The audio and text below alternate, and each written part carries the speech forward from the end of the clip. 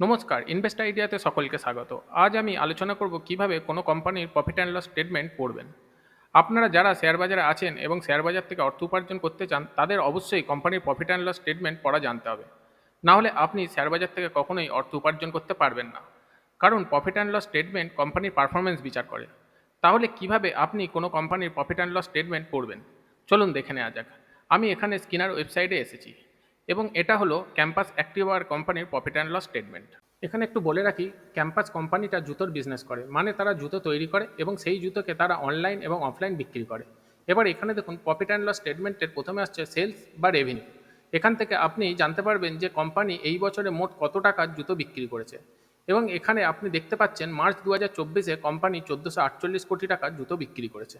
এরপরে আসছে sales growth. এই সেলস গ্রোথ থেকে আপনি জানতে পারবেন এর আগের বছরের তুলনায় এই বছরে কত শতাংশ হারে বিক্রি বেড়েছে না কমেছে।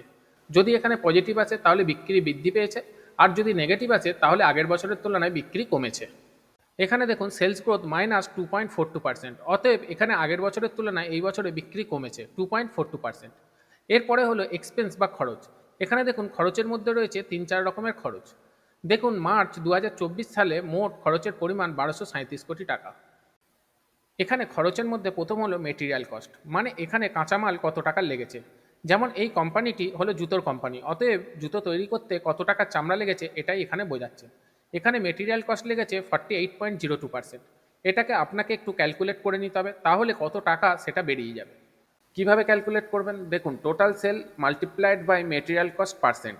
এখানে টোটাল সেলস কত, 1448 মাল্টিপ্লাইড বাই 48.02 ডিভাইডেড বাই 100। এখানে মেটেরিয়াল কস্টের পরিমাণ বেরোচ্ছে 695 কোটি টাকা। এরপর খরচের মধ্যে রয়েছে ম্যানুফ্যাকচারিং কস্ট। ধরুন এই জুতোর কোম্পানিতে জুতো তৈরি করতে অনেক রকম মেশিন লাগানো আছে, তাহলে এই মেশিনগুলো চালাতে বিদ্যুৎ খরচ হয়, সেটা তাহলে ম্যানুফ্যাকচারিং কস্টের মধ্যে আসে। এরপর এক্সপেন্সের মধ্যে আসছে এমপ্লয়ি কস্ট। এমপ্লয়ি কস্ট বলতে ধরুন এই জুতোর কোম্পানিতে জুতো তৈরি করতে যেমন শ্রমিক লাগে, আবার জুতোগুলো বিক্রি করতে মার্কেটিংয়ের লোক লাগে, তাহলে কোম্পানিকে তাদের মাইনে দিতে হয়, এটাই হচ্ছে এমপ্লয়ি কস্ট। এরপর হলো আদার কস্ট বা অন্যান্য খরচ, যেমন ধরুন বিজ্ঞাপনের জন্য কোম্পানিকে খরচ করতে হয়। এরপর আসছে অপারেটিং প্রফিট। কোম্পানির টোটাল সেলস থেকে এক্সপেন্স বা খরচ বাদ দিলে অপারেটিং প্রফিট পাওয়া যাবে। এখানে অপারেটিং প্রফিট 211 কোটি টাকা। এরপর হলো ওপিএম। এর ফুল ফর্ম হলো operating profit margin. Operating profit divided by total sales multiplied by 100 করলে অপারেটিং প্রফিট মার্জিন পাওয়া যাবে। এখানে ওপিএম বা অপারেটিং প্রফিট মার্জিন 15%। আদার ইনকাম বা অন্যান্য উপার্জন। এই আদার ইনকাম কখনোই কোম্পানির মেন বিজনেসের সাথে যুক্ত নয়। এখানে কোম্পানির মেন বিজনেস হলো জুতো তৈরি করা ও সেটা বিক্রি করা এবং সেখান থেকে অর্থ উপার্জন করা। এছাড়াও কোম্পানি অন্যান্য জায়গা থেকে অর্থ উপার্জন করতে পারে, যেমন এক্সেপশনাল আইটেম। এই এক্সেপশনাল আইটেমের মধ্যে ধরুন যদি কোম্পানি তার নিজের কোনো ফিক্সড অ্যাসেট বিক্রি করে দেয়। উদাহরণ হিসাবে যদি কোম্পানি জুতো তৈরির কোনো একটা মেশিন বিক্রি করে দেয়, তাহলে সেখান থেকে কোম্পানি যে অর্থ উপার্জন করে সেটা আদার ইনকামের মধ্যে আসবে। আবার ধরুন কোম্পানি কিছু টাকা ব্যাংকে রেখেছে, সেই টাকার এগেনস্টে ব্যাংক কোম্পানিকে সুদ দিচ্ছে, সেটাও কোম্পানির আদার ইনকামের মধ্যে আসছে।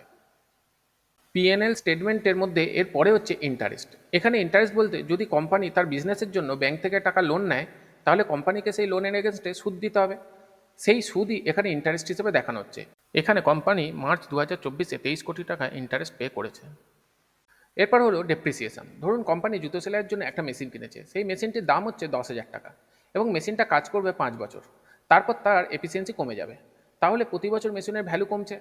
এবার ক্যালকুলেট কী করে করবে, 10,000 ডিভাইডেড বাই 5, মানে 2,000 টাকা করে প্রতি বছর মেশিনের ভ্যালু কমছে, এটাই তার ডেপ্রিসিয়েশন ভ্যালু। এই 2,000 টাকা কোম্পানি তার প্রফিট থেকে প্রতি বছর বাদ দেবে। ক্যাম্পাসের এখানে ডেপ্রিসিয়েশন ভ্যালু 72 কোটি টাকা। এরপর হলো পিবিটি বা প্রফিট বিফোর ট্যাক্স, মানে কোম্পানি গভর্নমেন্টকে ট্যাক্স পে করবার আগে কত টাকা প্রফিট বা লাভ করছে। সমস্ত রকম খরচ বাদ দিয়ে আদার ইনকামকে যুক্ত করে এবং ডেপ্রিসিয়েশন ও ইন্টারেস্ট বাদ দিয়ে যেটা পড়ে থাকে সেটা হলো প্রফিট বিফোর ট্যাক্স। এখানে প্রফিট বিফোর ট্যাক্স 120 কোটি টাকা। ট্যাক্স পার্সেন্ট বলতে কর্পোরেট ট্যাক্সকে বোঝানো হয়েছে, যেটা সরকার কোম্পানির থেকে গ্রহণ করে। এই ট্যাক্সকে বাদ দিলে পড়ে থাকে নেট প্রফিট। এই নেট প্রফিট হলো সমস্ত রকম খরচ এবং ট্যাক্স বাদ দিয়ে কোম্পানির প্রধান বা মেন ইনকাম। এখানে কোম্পানির নেট প্রফিট 89 কোটি টাকা। আশা করছি আমার এই ভিডিওটা থেকে আপনারা কিভাবে কোনো কোম্পানির প্রফিট অ্যান্ড লস স্টেটমেন্ট পড়তে হয় সেটা শিখতে পেরেছেন। তবে কখনোই শুধুমাত্র প্রফিট অ্যান্ড লস স্টেটমেন্ট থেকে ইনভেস্ট করা উচিত নয়। এর সাথে আপনাকে কোম্পানির balance sheet, cash flow statement এবং ফিনান্সিয়াল রেশিওগুলোর উপর নজর রাখতে হবে। যদি ভিডিওটা ভালো লেগে থাকে তাহলে অবশ্যই সাবস্ক্রাইব করবেন এবং কমেন্টে জানাবেন।